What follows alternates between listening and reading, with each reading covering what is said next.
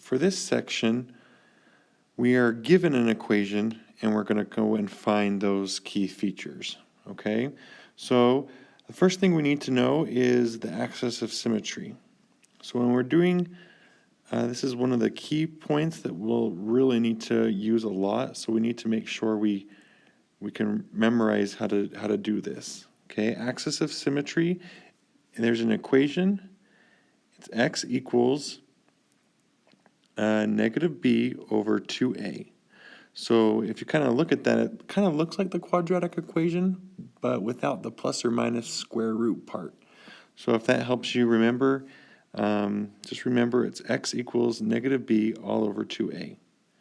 So where a and b are the coefficients that go with the ax squared and the bx.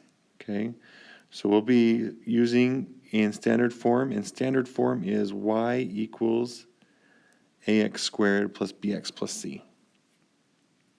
All right, and we're going to try and find those key features that we can use when we have it in standard form. Okay, so let's go and look at this example. A, if we want to find the axis of symmetry, what we're going to do is we're going to do x equals negative b over 2a, where b is going to be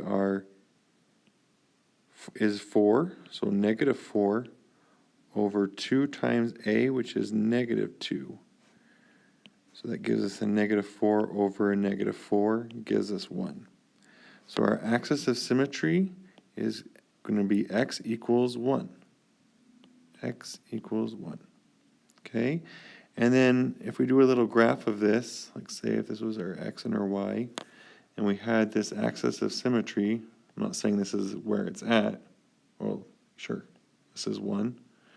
Okay? We know that the vertex is going to be on that line. So when we write our vertex, we can put 1 in there. And now we need to find out what the y will be. So our x is 1, and our y, how we find that is we plug our x equals 1 into our original equation.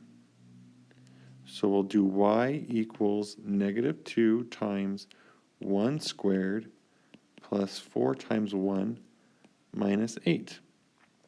You simplify that, that gives us negative 2 plus 4 minus 8.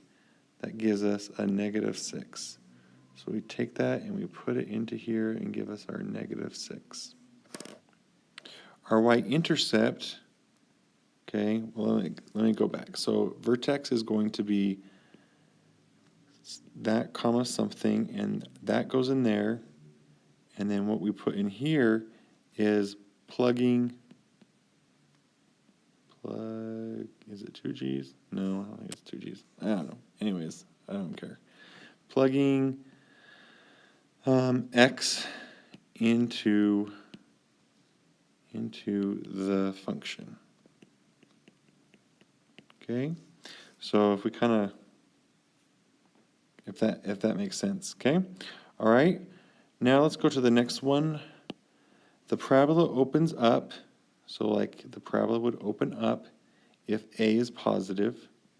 Okay, we can kind of look at that and say maybe that's a smiley face. Okay, if it's positive, you're happy, and vice versa. If a is negative, then the parabola opens down, and it's a saddy face. Saddy face.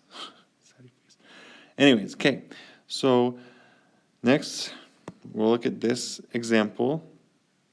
Since a is negative, we can say that, let's put this, we'll put our vertex right there, and we know that it's a sad face, so we'll maybe kind of do a kind of a small parabola there. Okay, so it's sad face, so it's facing down. Direction is down. Okay, and then we want to know, is it a max or a min? So I wrote it right here in our notes, but you can also just look at this parabola. since it's facing down, we're going to have a max. Okay, if it was flipped the other way, if it's concave up, then we're going to have a minimum. And the max value is going to be our -6.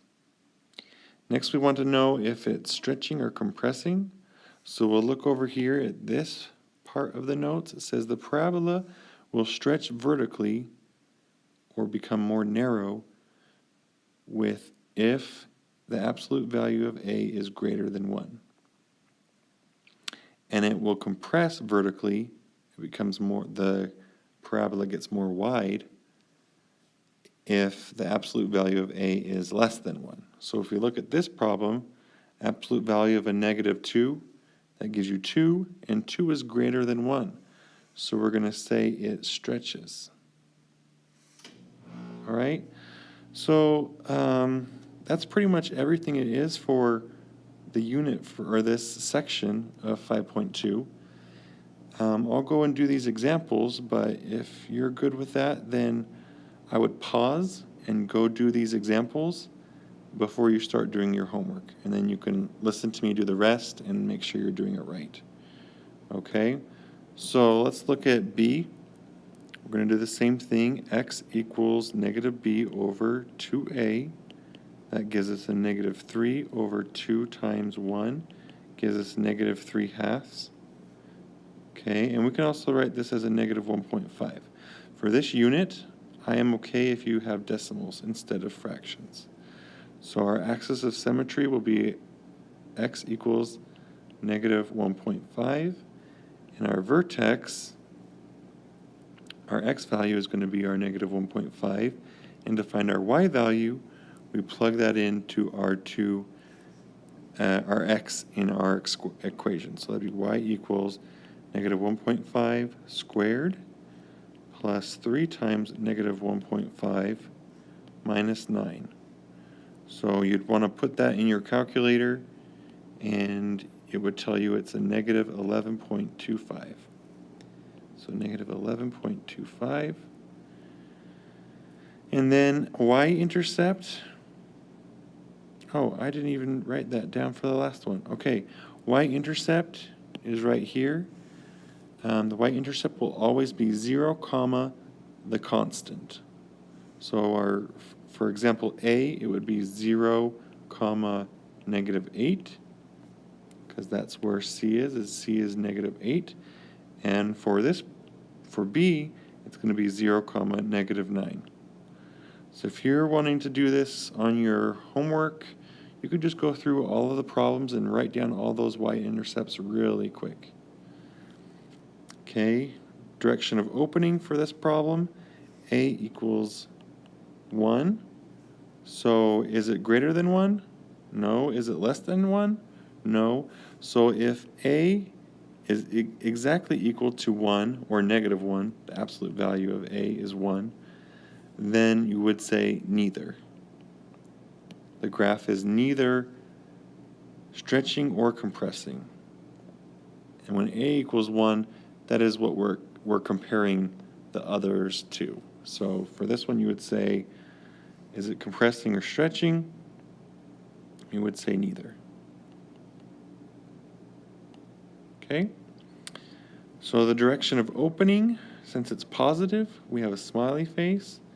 So we're going to say up, and we're going to have a minimum. Okay, and the minimum value is always going to be our y value, which is -11.25. All right. So if you have any questions, just maybe go back and listen to it one more time. I'm going to do some more examples. Okay, this time we have A equals a -1. So if we wanted to, we could already write and say the opening is going to be down. Okay, it'll be something like this, frowny face, and we're going to have a max. You can find that already just by looking at A. All right, y-intercept, we can do that really quick. 0, our C value, which here is 9. And we can already say if it's stretching or compressing.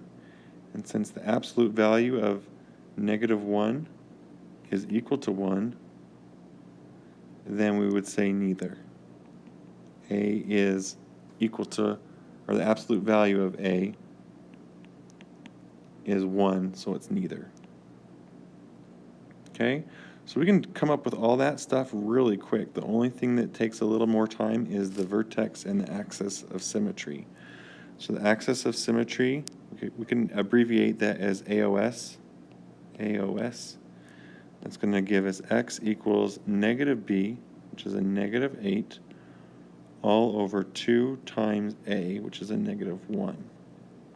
So that gives us +4. So x equals +4, and our vertex, our x value is going to be that 4 from our axis of symmetry. And to get our y value, we plug it in. So we'll do y equals -4 squared plus 8 times 4 plus 9. All right, so we would probably want to use our calculator. And, hang on one sec, wrong page.